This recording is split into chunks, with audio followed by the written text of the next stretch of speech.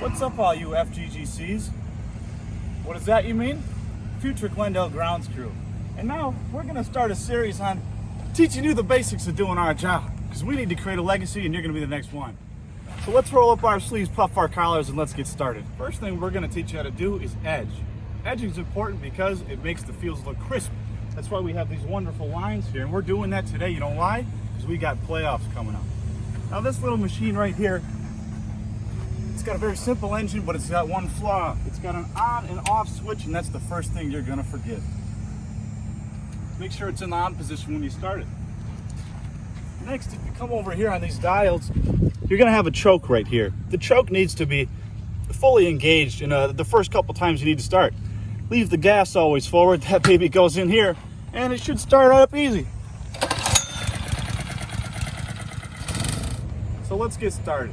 There's a couple things you're gonna need to know. One, your handle's here. That's what spins the blade. That's what makes your edger an edger. The blade, as you can see from this angle here, is a big metal piece of steel. And the way it lines up, if you come from the top, on this part of the white line, that's where your blade's gonna be. So when we're cutting, that's where we're going. And if you're an OG like us, you don't need a string. You will, but we don't.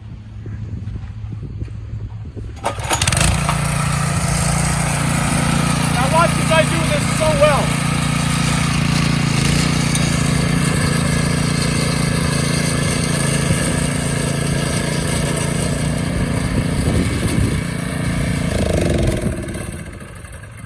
Catch what I did there? As I was going along, I leaned to the side because you're gonna get a lot of blowback. And you don't want to get hit in the shins. That's why I'm wearing pants. And the next thing you know, you're going all around the length of the field, and job well done. But you'll need one of these. This thing right here is a scuffle hoe. And what you gotta do is after you edge, you go along the side and you get any of the stubborn old grass blades that are still standing there. And really what it is a three-part process, because after this, you're gonna have to use a leaf rake. Rake up all those dead pieces of grass.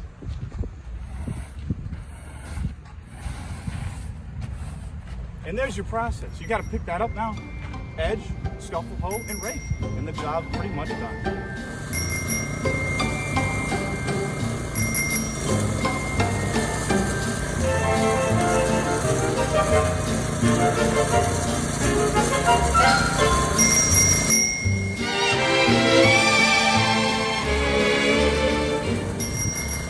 We talked about edging, and now we're scuffle hoeing. I told you, you gotta follow up your line so you get those stubborn pieces. And when you go, here's a top tip technique for you.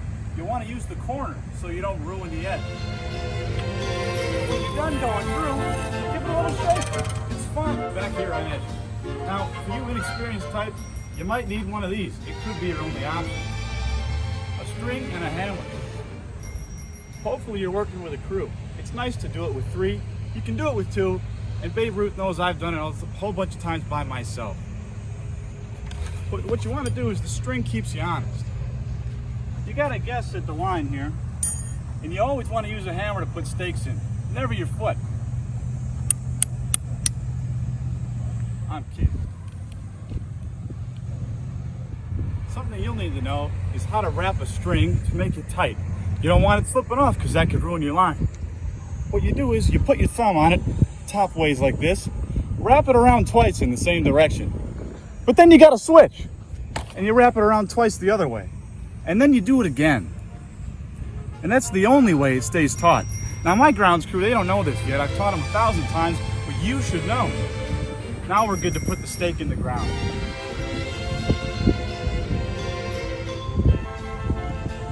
As you can see, my line's perfect. When I edge this, I know it's gonna be good. So now when I'm ready to edge, what I'm trying to do is keep my edger blade on the right side of the string. Don't worry about cutting the string too much.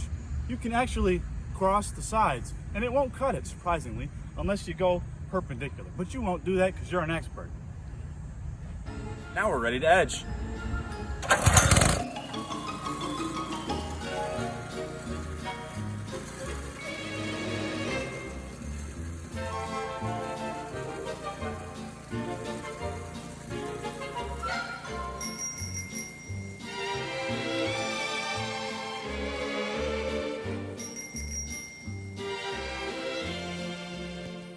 The best part's taking that string off and seeing how crisp of a line you got.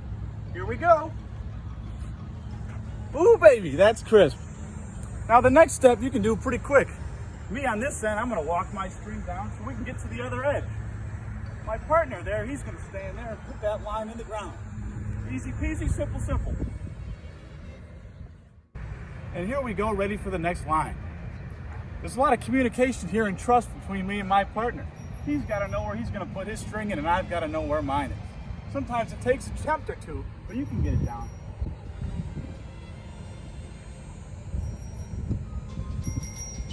Go left! The important but yet complicated parts of edging is changing the blade and changing the wheel. Here's what you'll need. You'll need this pipe for leverage. You'll need the socket set, your classic wrench, and you're gonna need the big dog. This one here. Put that baby on. Why leverage, you ask? You'll see in a minute, but that's how that'll work. You might need an assistant. I'll have Michael here for leverage.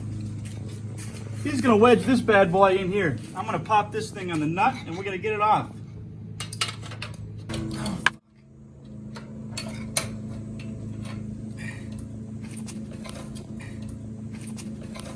An important piece to remember is how the order that they go on. It goes nut, washer, and then your blade. Now you might be asking me, why you need to take the blade off when it's still sharp? Well, if you look at this one here, this one's dull, and we had to replace it. Always save your blades. We get these from Gilo's. They're 10-inch steel blades. They'll know which ones you need. After sharpening, you put the blade on with the blades facing away from you. Then remember, washer, and then the nut. To tighten, we do what we did before, but opposite.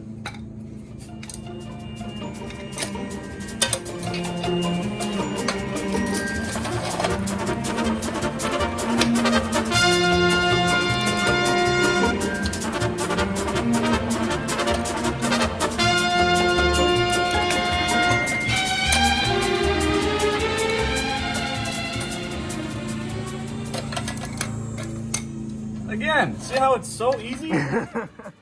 Now once you replace the blade, it might be a bit long. Or it could always be too short, you never know. But your wheel has to be the right height so that the blade goes perfectly into the ground and cuts the grass, but doesn't dig too far down into the dirt. And here's how we change that. You want to slide a brick underneath between the front and the back wheel. This raises the front one off the ground. So what you're gonna need is a big wrench like this and a hammer. You stick the big wrench and you hold the inside of the nut right there. Take your hammer with your left hand if you can and get the bolt off, the washer off. Once it comes loose, don't take it all the way off. You should be able to move it. Here's the tip. When the wheel goes up, the blade goes down. When the wheel goes down, the blade goes up. Simple.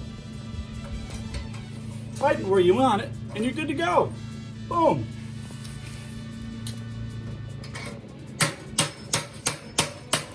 Did you see how accurate I was with the hammer? You'll get that in time too, don't worry. Every now and then you're gonna want to sharpen your edger blades.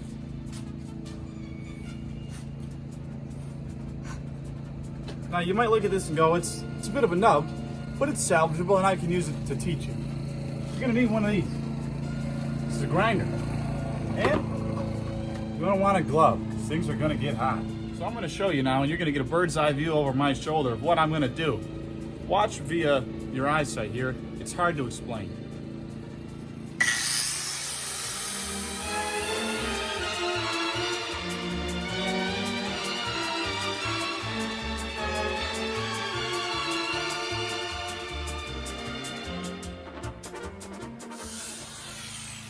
And that's about there what it should look like. You don't need it to slice bread, but you just want it to be sharper than it was. If you're a master of the blade, you can do those little circle techniques and get the angles right. If you're not so good, you can start by angling it like this and hooking it on the edge. But eventually, hopefully you can get to these circles. That's the best.